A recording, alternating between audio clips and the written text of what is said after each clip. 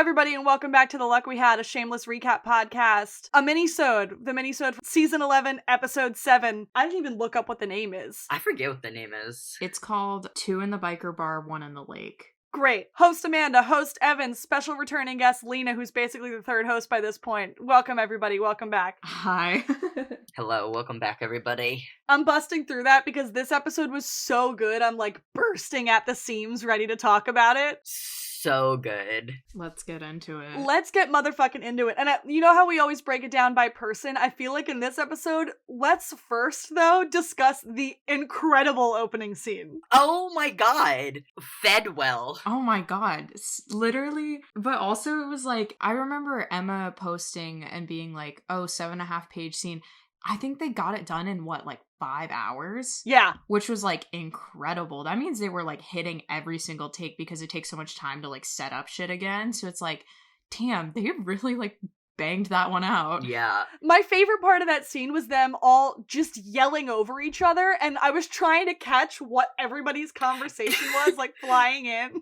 It was so hard. I know, I picked up bits and pieces. Like I know Debbie and Lip were both trying to convince Carl, like, he was like, sick bachelor pad, and then Debbie was like, you have to clean it yourself, like, blah, blah, blah, and Carl was like, could I get a maid? And then I know Ian and Mickey was like, Debbie's right, and Ian was like, well, why, so you haven't been fucking her for the last 10 years? And then I know Mickey was like, if Lip told you to eat a cat shit off of a hot steam pipe in the middle of July, you would. And he was like, shut the... And then just like Jeremy was so good in the scene. He put his head down on the table and he was just, okay. Everybody, shut the fuck up, please. And the whole Mickey...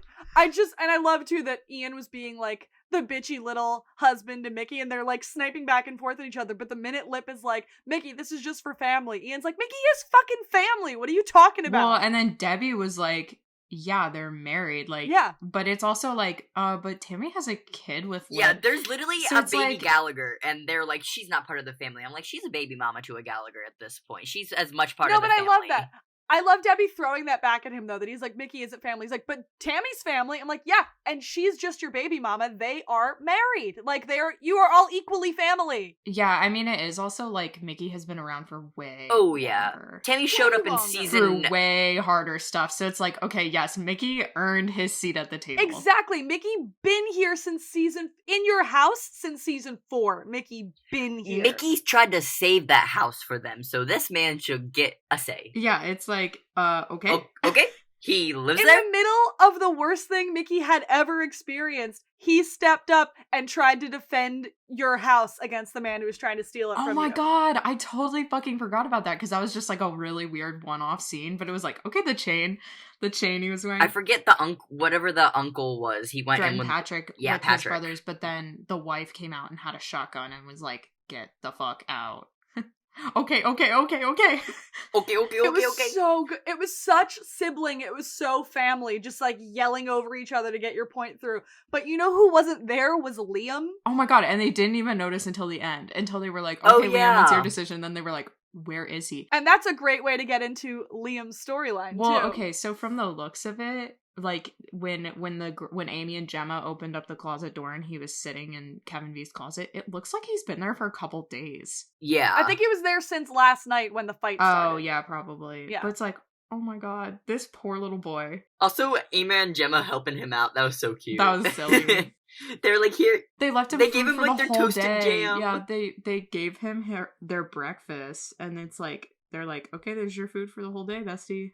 But I love that and I love that Liam knew the second that the fight broke out at home. He's like, oh, I'm gonna go over to the only responsible adults that I know. I'm gonna go over to Kevin V's house. And literally. Can you take me in, please? Yeah, he's also like, they were fighting about selling the house, and he probably was like, who am I gonna live with? And nobody stepped up. Literally. And nobody probably was like, oh, you can come live with, like, Liam will come live with us. Like, that just did not happen. So he was probably like, oh my god, I'm about to get abandoned.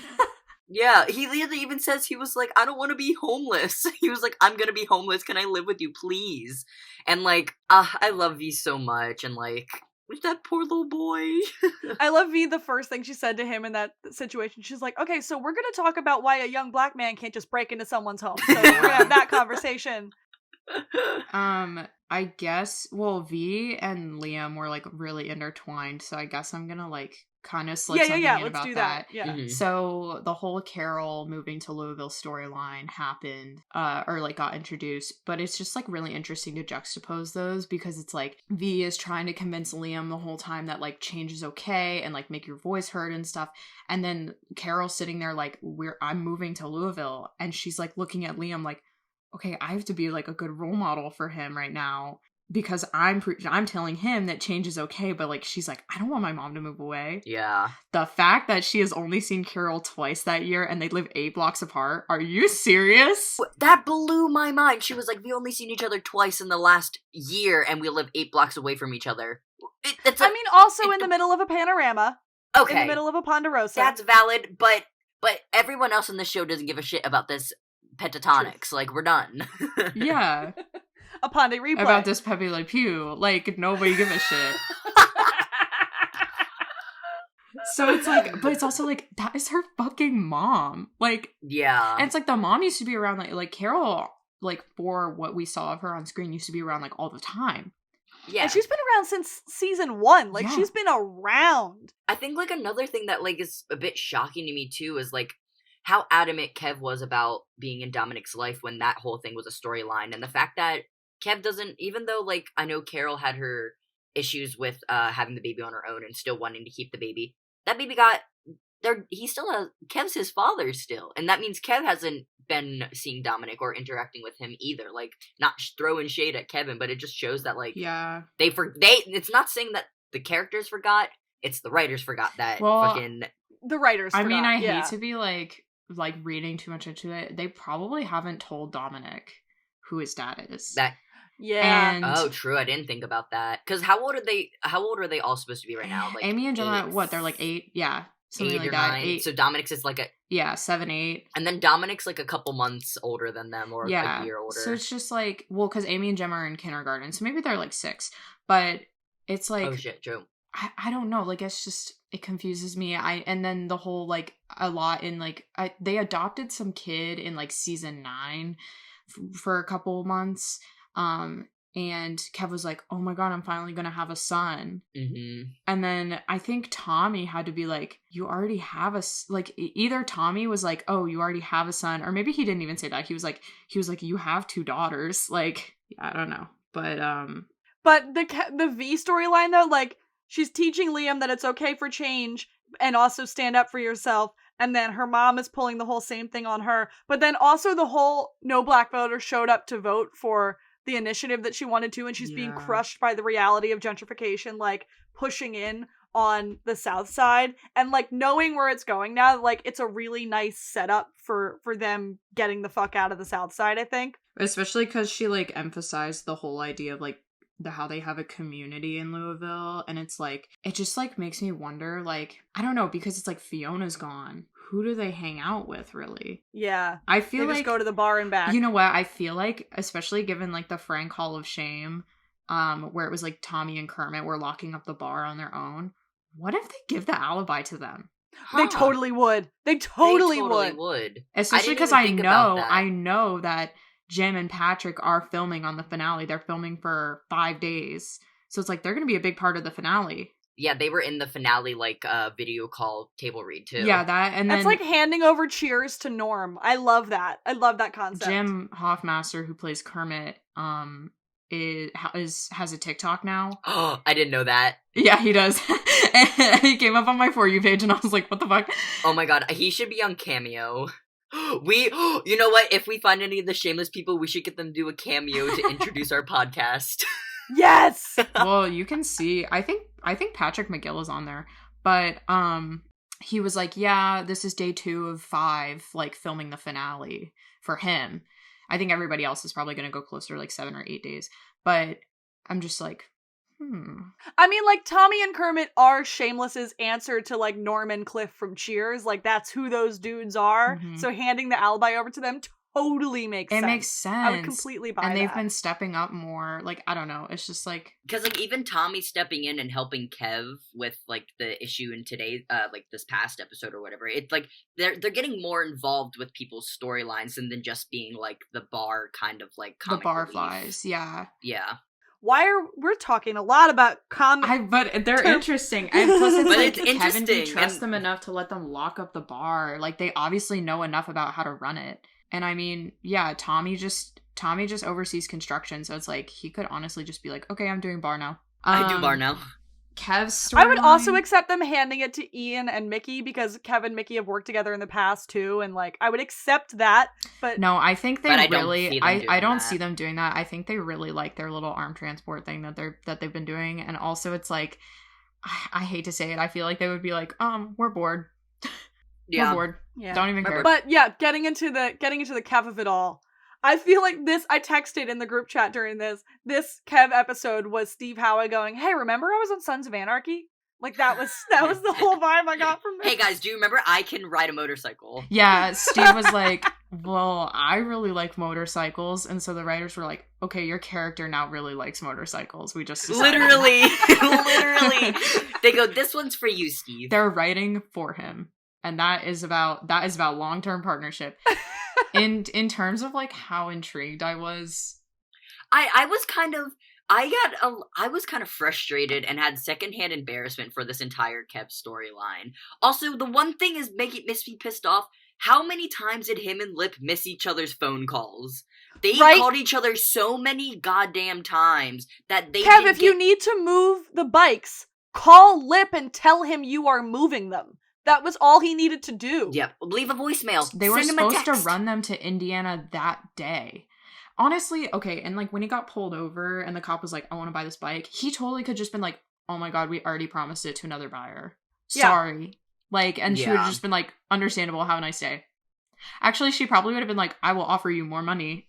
And he would just be like, oh, well, let me talk it over with like my business partner, and then just never gone back to her. Yeah, because even Lib's brother-in-law was like, how much was she offering? And Lib was the one that's like, hi, it's a cop and a stolen bike, maybe don't, but like, still. I couldn't interpret from that scene if the cop genuinely was interested, or is the cop just playing nice to find out because she noticed that there was a robbery at a bike place recently. I think the cop knew it was stolen, but wanted to buy the bike. Okay. Like South Side vibe still? Well, like, and also getting into, like, the cops at the end. So I guess this is, like, we'll transition into Lip, probably. Yeah, let's not talk about the very end until we get to the very end, because I feel like there's a lot that happens in that last, like, 5 minutes. The last, like, not even 20 minutes, like, 10 minutes, because I was texting you guys, and I was like, I feel like not, like, a lot happened, but not much, like, happened. Was done. Was very impactful, but then the last 10 minutes happened, and I was like, oh, okay. We're getting something here. But speaking of cops and storylines that aren't impactful, Carl, I hated every moment of this. I just feel bad now. Like, he's going through it. He's going through it. Because it's like, I wish they would have just stuck with he was raped. Instead of turning it to what it was. But also it's like, they kind of imply that Tish was lying, but also it's like, I don't think we see her again in any upcoming episodes, but it's like for him to be like, oh my god, I'm freaking out, like she had sex with me without a condom when I told her that I wanted to put one on, she leg locked me and so I like didn't pull out, and it's like, and she was like, oh well, I'm on the pill and I have a latex allergy, why didn't you say something? Yeah, that's the whole thing, is that there was no communication. It made it seem like she was forcing it, and like she could have been like, hey, I don't want to use a condom, I have an allergic reaction.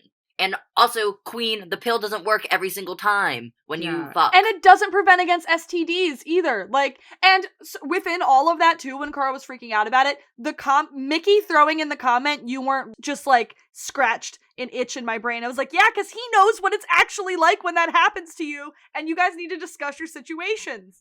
The thing that Shameless does where they can't wrap up other characters' storylines, so they put them into new characters, like Tammy being like, I was groomed, and then so they wrap it up with the other characters instead of the ones where it like initially happened, like Mickey being raped, and then like having a child he doesn't want.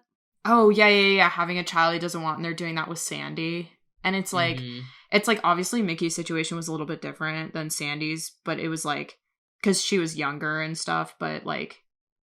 But she said she came to that guy already pregnant, and like, who's to say Terry didn't do that too? Right, it's like, who's the dad? Oh, I didn't hear that. I thought so. Royal isn't the father, or he is? No. She said I was 15 and pregnant, and then taken in by a 30-year-old who sells phones. Okay. I interpret it as in, like... Maybe she wasn't, like, super visibly pregnant yet, and she convinced him it was his, and that's why he takes care of the kid. Well, it does true, look... true. Well, they do have very similar mannerisms, but that's mainly just, like... Yeah, they literally made that kid look exactly like Oh my Royal. god. When he first got out of the car, I don't know, like, if you guys will totally get this. Like, maybe you'll have to Google this guy, but literally, Royal got out of the car, and I was like, is that Will Toledo from Car Seat Headrest? Stop it.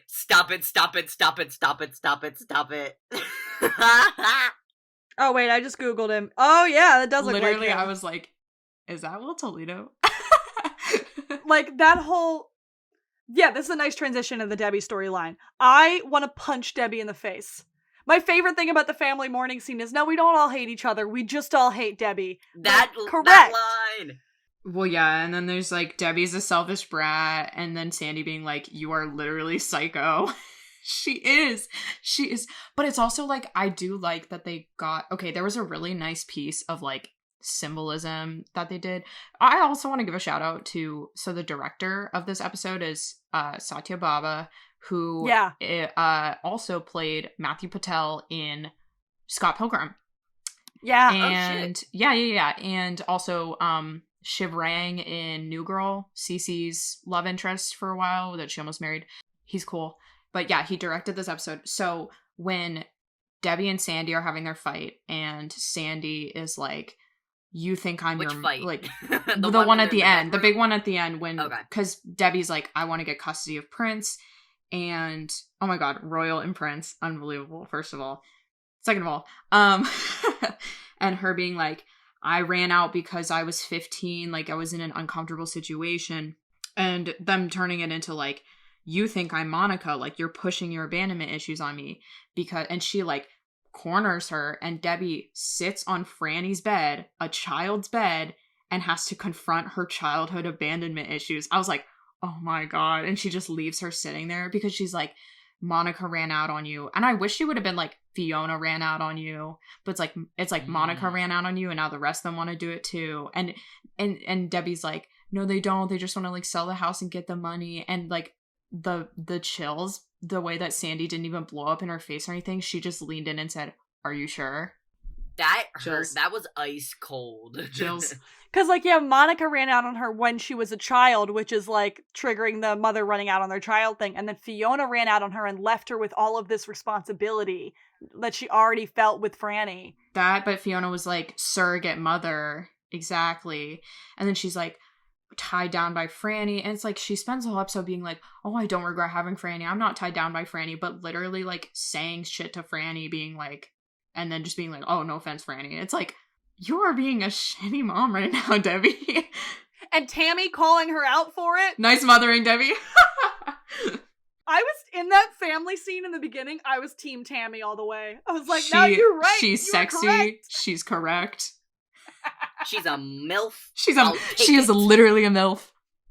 Literally a MILF. Love her. I love her. Oh. But yeah, Debbie has serious abandonment issues, and projecting it onto Sandy is a whole thing. By the way, Elise was fucking killing it this week. Like, the Sandy was bringing it. Oh, Elise is great. Mm-hmm. And I'm sad that next week is the last time we're gonna see her, because I feel like she's just gonna cut and run again, probably. Because it is a deal breaker. It is very much a deal breaker thing. She's like, if you're gonna be living with me, we're gonna take care of your kid. And it's like, she's like, I can't fucking do this. Like, okay, then I guess I'm not living with you. She was not expecting her to say that, where she was like, okay, I guess I'm not living with you. Yeah, I guess I'm not living with you. Like, And I love that even Prince was like, hi, yeah, I don't want to be here. I would not like to live here. Yeah, Prince doesn't give a shit. No, thank you. When he called the house a shithole, I was like, yes. He was like, it's gross. He's like, I actually don't want to get to know my mom. That's fine. I'm cool just like hanging out here for the day. Although he had his arm around Franny at one point and Stop! it was adorable. I think it was because he was trying to like, because obviously it's like, oh, what if they're like little kids, like, you know, where they like little kid romance and everyone's like, aw, but I feel like it was really I just took it as him comforting her. That's what I took it as too. I was like, oh my god, he's comforting her. Crying. The lesbians' moms are fighting again. It was so cute. Quick question. Do you guys think Lip is still drinking? Yeah. Yeah? Yeah. Oh, yeah. But before we get into that, wait, hold on. I want to jump to Frank, and then let's dive into Lip. Okay, Frank? Guys, I was emotional. My heart be hurtin'. My heart be hurtin'. I was so sad. Well, this is where my beef with Shameless comes, actually. So I told Amanda... your text was Yeah, I told Amanda that I was beefing with this episode. My beef with Shameless, and this is why this episode felt like not... Like, it was good, but it was like, it wasn't that good to me. I feel like the opening scene, like, had, like, it set it up for what the episode should have been, like, the entire time, but it was just kind of, like, all parted ways throughout the episode. Well, also, it's like, the way that Shameless does stuff now is they don't have, like, any long scenes. It's just, like, quick, like, little 30-second, they were jumping all over the place, and it's like, I'm getting whiplash. That's why I enjoyed, like, earlier seasons, because a lot of their scenes were, like, set in one location for, like, a while, or it was just in the house in different rooms, but, like, instead of it being in 14 different locations. Frank, well, I just said, I mean, like, he was walking around for, like, hours. Can you imagine how exhausting that is? Oh my god, he was walking through the streets for hours, and then, first of all, call out to Fiona. Mwah. Cinema. Like, I was like, that was the cherry on top. But my beef with Shameless is that it doesn't feel as melancholy anymore.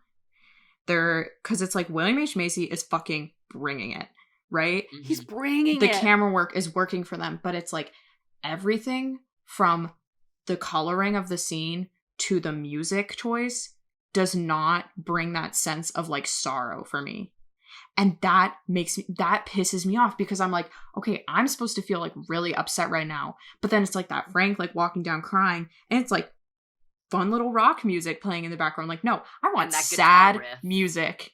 That is what really pisses me off. Especially because their music choices used to be so good that it really added like everything. Like the music used to make the scene for me. Now it's totally working against it. It's like they're trying to hang on to the crazy, wacky Frank antic in feeling. Every single possible way, it is working against it, and it pisses me off, and I am beefing with Shameless. And that's why I'm like, this episode could have been so good, because everybody's having these, like you know, tumultuous times, with the exception of Ian and Mickey, like, we'll get into that. But it's like, everybody is having these tumultuous times, and the music and the coloring is working against them in every possible way. Pissing me off. Beefing.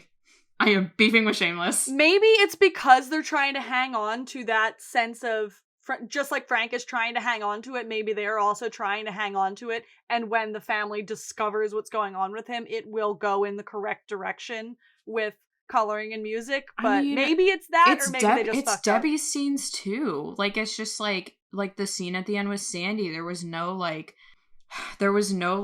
really just like poignant moment where I was like, oh my god, this is really sad. I was like, I know this is sad. My brain is telling me this is sad, but I'm like, I'm not in it.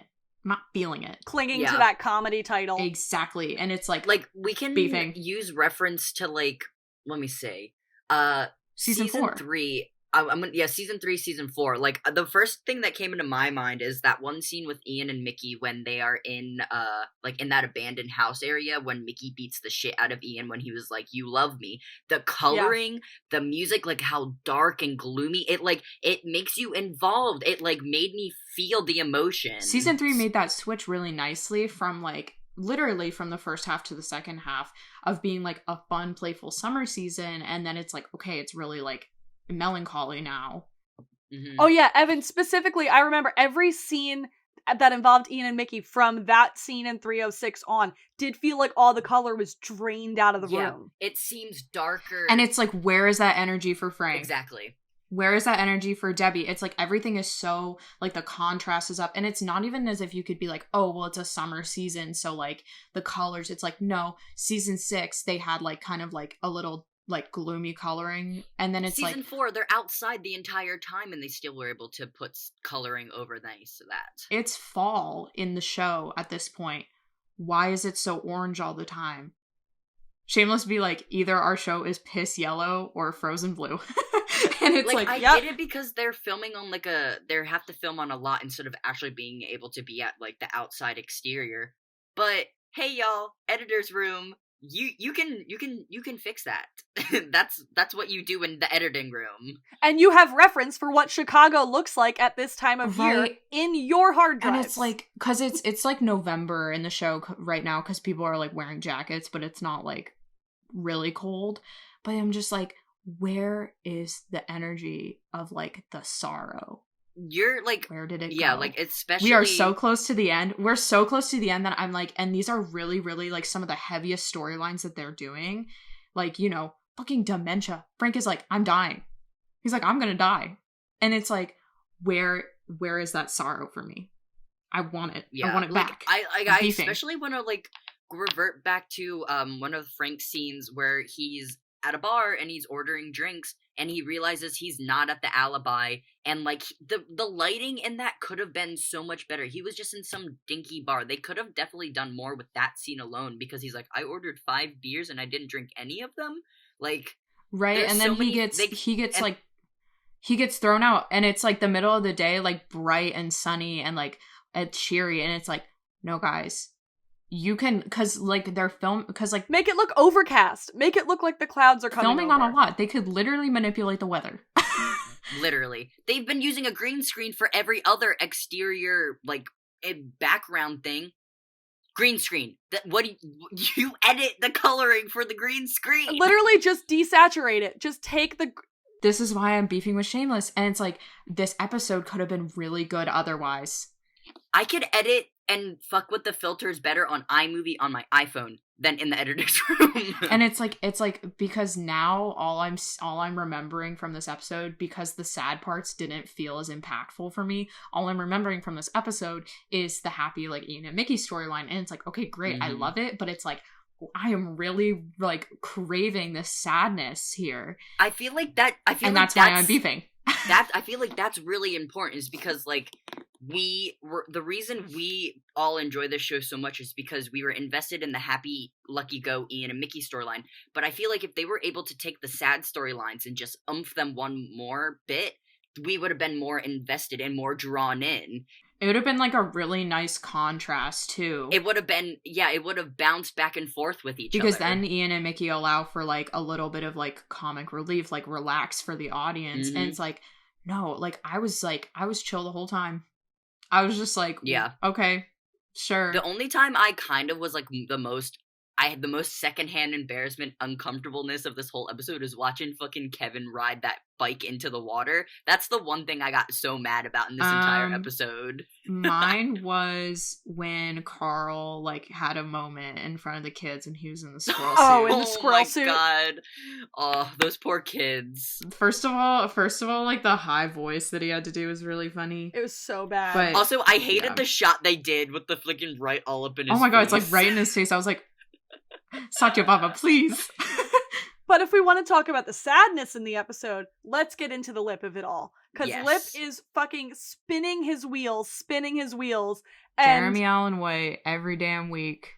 Killing it. Kev is fucking it up, and Tammy is putting pressure on him, and the family is not... Oh, somebody also pointed out that when Debbie was on the phone trying to convince Liam to sell the house, she said she was making his favorite meal, and then when Lip was on the phone, it was a different meal. So Debbie said tuna, like a tuna casserole, like a tuna helper, and then Lips with beef stroganoff or something. Yeah, so it's like, what's the truth? But the Lip storyline, not only they showed him throwing something in the trash outside the Amazon warehouse. I'm pretty sure it's a beer, so that when Tammy said, "Are you still drinking?" and he said he exploded no, I'm like, that's because he's still drinking. Well, yeah, for sure.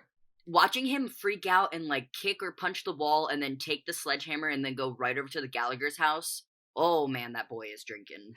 It also gave me big Frank is sober, knocks a hole in the wall energy. Yes, like, that's when he looked through the wall, it was like a draw. It was like a parallel back to season 1 when Frank had quit drinking. Mm-hmm. Yep.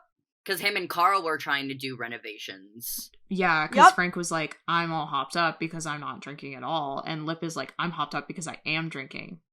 So, Amanda, you said that you believe there was beer in, like, that soda can he threw out outside the Amazon warehouse? Was it a soda can, or was it a beer can? It was a red can. I know that for sure. It was, like, an all-red can. But Shameless uses only, like, old style, because I'm pretty sure they have a they have like a sponsorship with Old Style, so like that would be like silver. It's like a red can, but it's like, why would he be drinking soda in the middle of the day? Like out and about, out in public. It's like, that doesn't seem like a very Lip thing to do. He lost the bikes. I'm assuming he went to where Kev dropped the bikes and they weren't there anymore. Yeah, that's what I got. Because it's a biker bar, right? So he probably just like picked up a beer while he was there. I thought that scene was like him standing outside of the like bar, and then I realized it was like the Amazon warehouse or whatever. So he probably came from there, realizing the bikes aren't there, because I think it from what it seems like is when Tommy rode the bike down and crashed into the other ones, those bikers probably were like, who the fuck's bikes are these? And they either stole them or they scrapped them or they broke them or something like that. I feel like that might have been like Shameless being like, did you see that? Because we saw that. Because we saw that and we did it on purpose, but you might have not. Jeremy Allen White, amazing every single damn time. Because he already lied to her. He already told her, like, we had a meeting because Brad needed a meeting. Did Brad need a meeting? Yeah, I guess I needed a meeting too, but, like, he didn't tell her that they broke their sobriety. Mm-mm. They probably didn't even hit a meeting. That was when he was lying to her about stealing the bikes. She was like, where'd you go? And he was like, oh, Brad needed a meeting. It's like, no, they were out stealing the bikes. Neither of them went to a meeting. I wonder... They don't communicate. All Lip does is lie to Tammy. And they don't have any communication in their relationship. You know who does have good communication? Wait. Finally? Yeah, but it's like Tammy... Hold on, because I know we're going to get stuck on this and we're going to talk about it forever. But it's like Lip lies to Tammy because he knows that Tammy will not put up with any shit. Literally, he was fucking around with the house last season and she was straight up like, okay, I'm leaving you. Like, she has no hesitation. She's like, I am doing what is best for my child. She has no fucking hesitation. If she's like, has no patience for scams and all this exactly. bullshit. She's like, if you cannot handle being a dad and being stable and being legal, I am fucking out. Goodbye. Yeah, she literally was like, how about you get a job instead of trying to scam your way to get all of our money? And Lip's like, what are you talking about? Literally, she was like, I would rather you flip burgers and deliver packages than steal stuff. I mean, like, selling the house is a good plan to get, like, a large chunk of money really quickly. But yeah, I do agree with her. But I also agree, I hate agreeing with Debbie, but I also agree with Debbie. She's like, did fucking Tammy put you up to this? I do agree with Debbie in that, like, it's like, yes, selling the house is a good idea and, like, benefits everybody, but it's like, it also is going to hurt them to split up so much. They are so dependent on each other, and it's like, at this point, like they, it's also just like the fact that, like, you know, I would love for them to just like have a house to go back to, a fallback, you know, like, because it's like they own the house, so it's like, you know, somebody falls on hard times, oh, move back into the house, you know. It's just like, I know that they're gonna end up selling the house, which really sucks, but it's, I don't know how I feel about it. I do agree with Debbie that I don't think they should. Yeah, we hate agreeing with Debbie. Agreeing with Debbie is never the move, but yeah. But I don't think they should. Yeah. Ian can't decide if he agrees with Debbie. He can't decide what he thinks. He can make no decisions. They were bullying this poor boy. Like, I'm sorry, Lip has been his guide forever, and the only man he looked up to, and realistically a father figure to Ian. And I really hated how they kept on being like, oh, did you do this because Lip did that? Oh, Lip did this, so you said that. And I'm like, Ian had no one else. I like the way that Mickey was doing it, though. Oh, no, Mickey was fine. Mickey was fine. Debbie was a bitch. When they were in the bedroom, he was like, I was just giving you shit. Like, I wasn't, like, being for real. And he's like, you dared me to sell... I'm over here looking at apartments. Yeah, he's like, I'm literally looking at apartments right now. And he's like, you just dared me not to sell the house. And he's like, I know. I was fucking with you. Like, it's what I do. You dared me not to. Are you 9? What? Literally, it's like, come on, Ian. I thought you said you were your own man. What I will not accept from these writers is Mickey, I'd like my ass eaten Milkovich being taken out of the narrative. What do you mean he doesn't like getting his ass licked? What do you mean he doesn't like rimming? I'm sorry, what? What? They just keep on trying to be like, Mickey's gay, but he's not gay. Mickey Benoit beads Milkovich. Mickey, a little nipple pinching, maybe some ass-eating Milkovich. Doesn't like rimming? Are you kidding me? I cannot believe that they did that. That's the fakest shit I ever did here. It's like, because they were like, we don't even have, like, I don't know, it was just weird. I guess they were like, we can't think of literally any other sex thing that gay men do. Yeah. With each other that Although I think a gay man wrote this episode. So why with the rimming? Well, okay, I don't have beef with them being like, okay, we can hook up with other people as long as we're doing it together. I'd like that for them, and I know you're gonna want to talk about that, but I do have a problem with Shameless being like, oh, all gay men love orgies. Wait. So my theory with this is, it's a Showtime show too. My theory with this is someone in the writer's room watched Queer as Folk the weekend before they wrote this and went, oh, right, Ian and Mickey can have fun sometimes, and like decided to channel some of that season 3 Brian and Justin energy from Queer as Folk, where they were like having a healthy, open relationship with each other and like playing around but still being a loving, beautiful couple, and they pulled that into Ian and Mickey. Maybe it's because I attached myself to Brian and Justin when they were the first piece of queer media I ever found, and watched the whole series on YouTube when I was 13, but like that was the vibe I was getting from this. And like, it's such a great way to because, like, yeah, they've had ups and downs in their relationship, and there's been cheating, and there's been miscommunication, and there's been this and that and the other thing. But they're also both, like, in their 20s, young guys. Yeah, they're married, and they love each other and everything, but, like, they're young, and maybe they want to fuck around sometimes, but they found a way to do it in a healthy way for their relationship. Well, yeah, because they were literally, like, we only do it if we're doing it together. Also, they only mentioned, like, hand jobs, and then it was, like, orgy. And it was like, okay, so we can kind of safely assume that they didn't like fuck like anal. Oh, other I've people. Decided they have a we only kiss each other rule. I'm applying. Oh, 100% probably. Yeah. Oh yeah. But it's just like, interesting. But yeah, I just like the whole stereotype. Yeah, the one thing that was weird to me is that like they like the whole monogamy conversation from like the beginning of the season and stuff like that, but then them both like to each other they're like, oh, if I'm alone, who knows what could happen. Oh, I guess you have to come with me. But that was them so clearly fucking with each other. Yeah, like just like bullying each other. I know, but I was just like, I was like, I hate you guys. But it's also such a beautiful moment for the evolution of Mickey, because he went from everything that we knew about him, deep in the closet, fear of being violated, and like everything was horrible, to even when he and Ian were a thing, but then Ian was in a spiral, he went to like in the dark in a park to seek out another man, and he only did it, and like it was all in the dead of night and in secret, and this one he's like, and now he's like, 2 guys are jerking off in the steam room. Do you want to go in there? Let's go make friends with the guys in the steam room. That was the cutest thing in the entire world. How fast he ran in there. He ripped that shirt off. He was like taking a piss, and then he probably saw them, and he was like, oh my god, I have to go run and tell Ian. Let me go tell my husband, and then let's go back.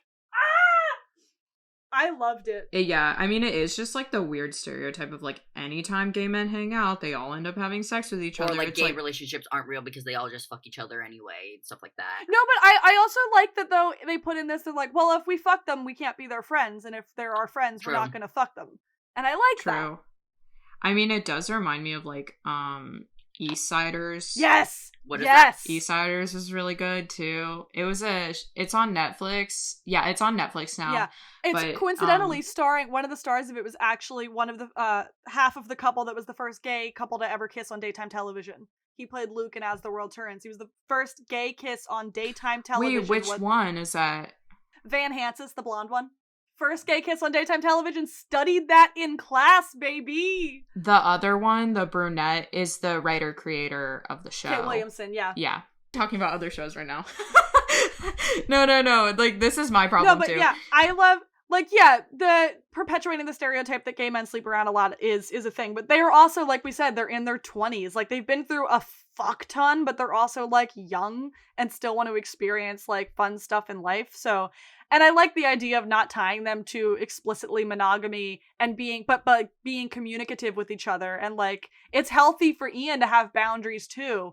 Well, yeah, because they did have that conversation. Well, like, Mickey had like a little throwaway line where he was like, oh, remember that conversation we had? This is what we ended up deciding. It's like, okay, so they did have this conversation.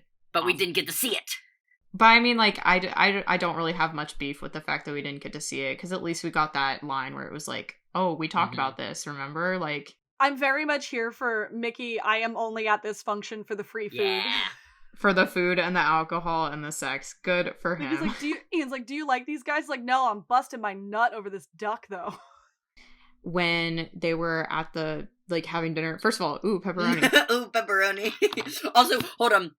I would like to point out, did you see on that charcuterie board, they, like, put, like, a sausage and an olive together to make it look like a penis? Oh my god. Yep, and then one of the guys, like, picks it up and he's just, like, holding it while talking to him, and it's, like, they, like, put, like... With the yep, meh with the and the bleh, blah. I do wish that they had gotten to make gay friends that weren't, like, stereotypically annoying gay friends. Like, I wish that they had been able to meet other guys that were just like them. Yeah. It's because they were like, there are gays in the South Side, and it's like, well, because, and so I appreciate that when those guys were being like, oh my god, I could never live with my family, like, blah, blah, blah, and Ian being like, they're talking shit about my family, like, can we leave? Like, I appreciate Mickey not piling on and being like, well, it does suck living with your family. Like, maybe he actually doesn't mind it like, that it's much. free house. And Mickey also seems like they're not shitting on your family, they're shitting on the concept Yeah. of family. Like, everybody hates their fucking family. But then he was like, well, they're shitting on the South Side, and it's like, Anyone you talk to is gonna shit on the South Side. They should know this at this point. yeah, anybody who doesn't live in the South Side is Yeah, gonna it was like people who live on the South Side shit on the South Side. But it is very much that thing of like, I can talk shit, but That's you true. can't. But I'm also so proud of Mickey when they were like, what do you do? And, like, it gave me flashbacks to 408 when they were like, what do you do? And he had an actual answer. Stop. That's exactly what I thought. It's like, what do you do? We run an armored transport service. Like, He was like, you ever shoot anybody? And he just was like, yeah. yes. And people were pointing out that, like, when he was like, yeah, and they all laughed, like, Mickey didn't look uncomfortable, but Ian did look over at him and put his hand on his knee when they started laughing at him. Like, no, it's okay, baby. Like, it was cute. It was very Well, because cute. it was like, they were laughing, but he was like, I'm dead ass right Yeah, now. he was like, yeah, I do shoot people. What are you talking about? And nobody's gonna be scared of me. Keep bringing me rosé or you can find out. Like, Give me a penis charcuterie board and we'll find out. When he threatened Carl at the end and he was like, okay, how about if you sell, I won't scoop your eyes out with a spoon. Stop. yeah. I'm all for Mickey hating all of the cocktails, but, like, chugging the rosé. Oh, yeah. He's like chugging the margarita and he's like, and then just dumps a whole bunch of alcohol. Well, then he went and made himself another one, and it was basically just like all Tito's. I think that Shameless has a partnership with Tito's too, because that was Fiona's. Was Fiona's vodka of choice too. Oh yeah, when she's going through her season 9 spiral. Yeah, that was because I remember I was like watching her go through the liquor store, and she had like the cheap handle. Oh yeah, when she's sampling all of the freaking. Yeah, she had the really cheap handle, but then she just like picked up the handle of Tito's, and it was like, okay, Tito's, shameless product placement. And now, along with What a Man Gotta Do, Rain on Me is on every Gallowage playlist officially. I've listened to that song 5 times today. I love the detective work before this episode dropped when Shameless just put up that soundless clip. In, like, 2 minutes, the fandom was like, it's Rain on Me. When Emma posted something, when Emma posted like a story of them being like, oh, Noel looking up like Lady Gaga lyrics, and it's like, okay, first of all, Mickey can sing. Mickey can sing! Ian cannot. Ian cannot, and I don't know if that's Cameron doing that shit on purpose, but it's like, he sucked shit. He was dancing. I kind of didn't mind his dancing, though. His dancing was kind of... No, yeah. Mickey could dance, Ian could His not. dancing I didn't mind Ian's dancing. Mickey doing the gay hands in the they air were dance. No, they were both dancing. They were both dancing. I will stand by that. They were both dancing. Ian literally was a professional stripper. Okay, Shut he up. could dance. Don't give him credit.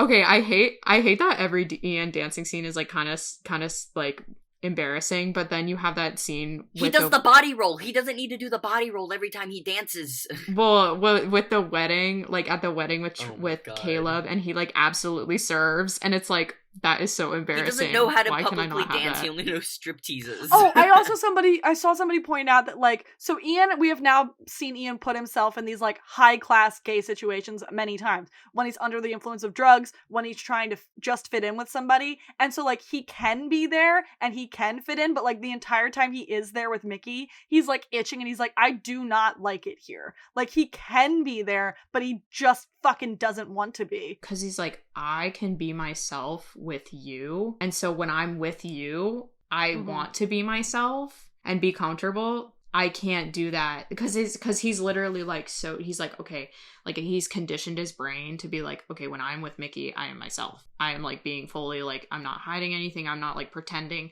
But then when the two of them are like put in this situation with other people where they do have to pretend to be different, he's like, I kind of don't like this though. Yeah. It makes me He uncomfortable. would rather go home with Mickey. He just wants to go home with his husband. And like, I was really surprised about how when that one guy leans over to Ian, he's like, so you don't like rimming? And he goes, oh no, that was just Mickey. And the guy was like, so you do like rimming? I was surprised to see Ian get so uncomfortable very fast, because I knew their whole thing was like, we can fuck people if we want to. But then him like getting uncomfortable at that. Yeah, but like Ian already didn't want to be there. That's also like very let's wink wink on the side. Mhm. Yeah. Yeah, they weren't like together in that, like approaching them together. It was like that one guy was like hitting on Ian, and Ian was like, Mickey's like up there. I don't know if he would be cool with like wanting to fuck these guys too. Right? But it's also like, damn, like you're just right out of the gate. Do you like rimming? Yeah. But like I also like I don't know why, it was such a small thing, but like, we take the crumbs. Them acknowledging that they've been best friends this whole time. It's like, who's your friend? Outside of Lip, who's your friend? Don't say me. You. Well, do you have any friends? Don't say me. You. Like, they are friends. Well, and then them having that whole conversation of like, if we fuck, like Ian being like, okay, well, if we have sex with them, then we're not friends with them. It sets a bad precedent. And Mickey being like, we had sex before we became friends. And he's like, if you want me to marry one of them in 10 years, then let's do that. Yeah. He's like, I got him with that one. I'm so bad. The acknowledgement twice that they've been together for 10 years, Caleb and Trevor eraser, and I love it. I live for it. Yeah. Good. It erases it, but it's also like, in my heart, we've been together for 10 years. We've been together for 10 fucking years, bitch. Even when they broke up, they didn't break up. No, they didn't. well, they knew. They were like, well, it's always you, actually, so. We'll find each other eventually. Right? And that's what this episode felt like. This episode felt like they remembered what they used to do. They're like, oh, fuck, we used to be good at this.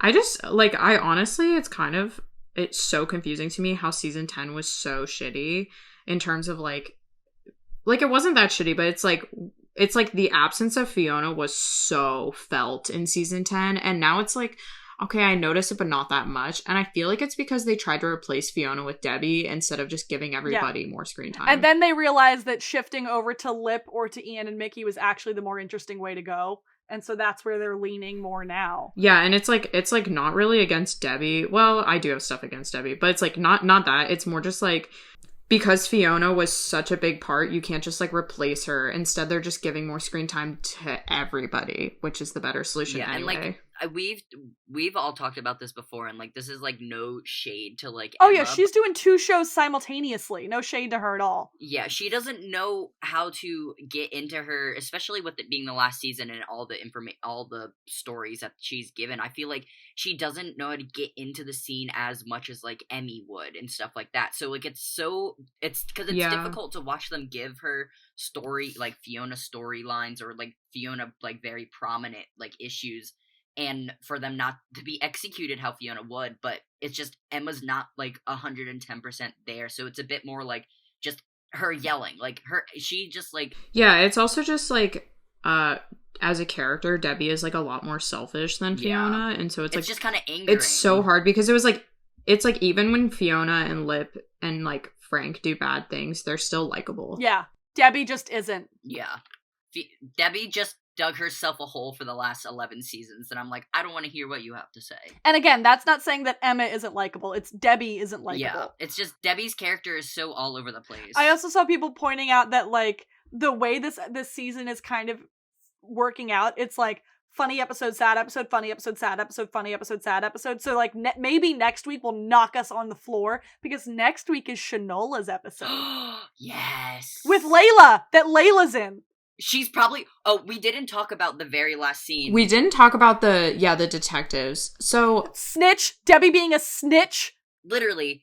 Well, her being like, he's inside, like, be careful, he's a sledgehammer. But it's like, I don't think they're there to talk about Lip being like, you are a robbery suspect. I think the cops may have uncovered, because they do say that like the owners of Born Free like are in the mob. I do think the cops like uncovered that, and they're probably gonna ask him like, when you worked there, did you notice anything? Like is that why they fired you? Like I feel like if they immediately were like, Lip did it, it wouldn't just be two like agents. It would be like a police officer coming to arrest him. It looked like it's gonna be more of like a. And I didn't go back and look, but that wasn't Layla, right? That wasn't Layla. No, it wasn't. It was just some shorter woman. So it'll be a different set of detectives next week because one of the cops is Layla in episode 8. I'm so excited. So do we know, because obviously we haven't seen a promo, is there anything else that we've gotten from behind the scenes that can help us for next week's episode besides Layla and it being Shinola episodes? Ian and Mickey spending time with Terry. Oh, yeah. Ian and Mickey spending time with Terry. There's that one promo photo that came out of like Mickey covering Terry's mouth, and it's like, I hope he's like showing them the wedding video. No, see, everybody's saying that, but they're also not putting it together with the other context of the other shot from that scene of a nurse in the room with them, and it's a black woman, so I fully believe it's Mickey covering Terry's mouth because he was about to say something super fucking racist. Oh, yeah. Okay. Everybody shut the fuck up, please.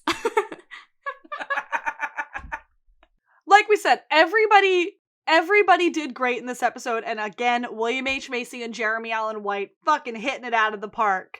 Stealing the show. Ian and Mickey were just fun. They were just fun to watch. Yeah. I will say props to Emma for that last scene. Yeah. She did well. Yeah. And Elise. Elise killed it this week. Elise. Yeah. Oh my god. Elise. Yeah.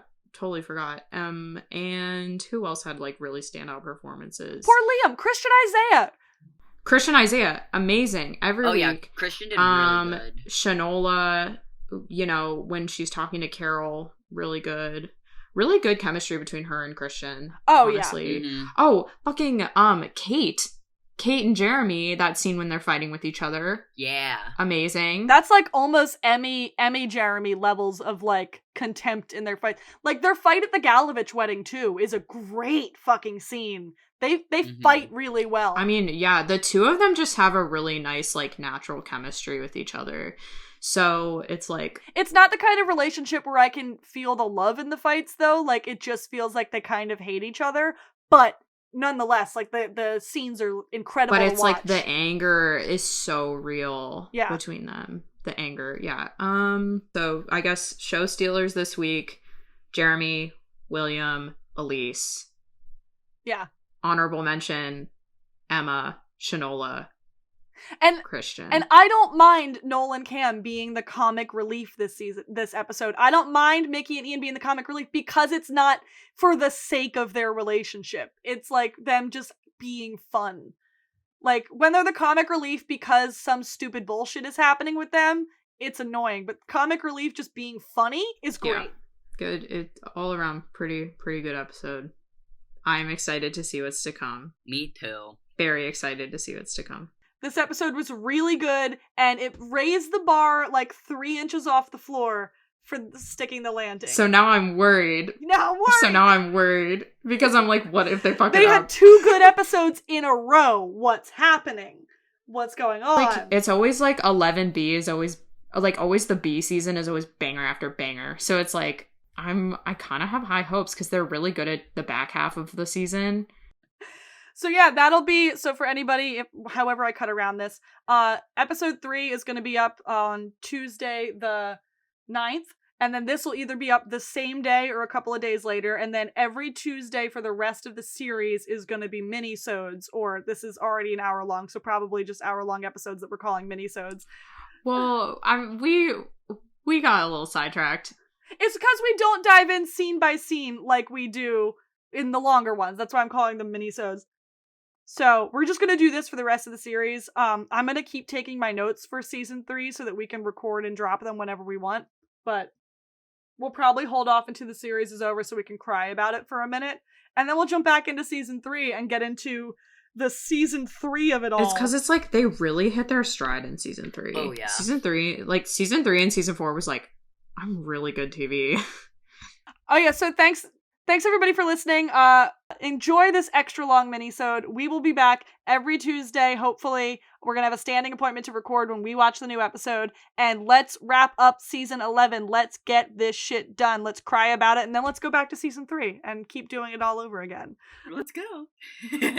Just go through the trauma and the pain one more time. Link to all of our socials and stuff are in the episode description. And remember to rate us, review us. We have a Ko-Fi up that you can give to help us keep this podcast going because SoundCloud is expensive. Do we want to give a shout out to one of our Ko-Fi donations? I saw that we did get a donation. We did get a Ko-Fi donation, yeah. But thank you to the people that have supported us on Ko-Fi. Thank you to the people that are following us on Ko-Fi. And if you would like to give whatever you want or whatever you can to our Ko-Fi to help us keep this show going, we dearly appreciate it, and we very much enjoy the support. I know I enjoy the support over on my other podcast, Skip to the Gay Parts. Y'all helped me reach my goal for the subscription on SoundCloud in less than a day. It was fucking crazy. So I did find the username. We would like to give a big shout out to Space Battery on Ko-Fi for donating to us, and we appreciate it, and it will honestly help our podcast grow every day. Yes. Literally, like I said, we are all very much in the middle of a Panda replay, of a Panda Express, of a Panera Bread. So a Plato's Closet. You know, every little bit helps, and we dearly appreciate it. So yeah, you can, everywhere you can follow us is in our things, and we're gonna get out of here. And okay, thanks everybody. Bye. We love you a lot. Bye-bye. Bye. Love you. Bye.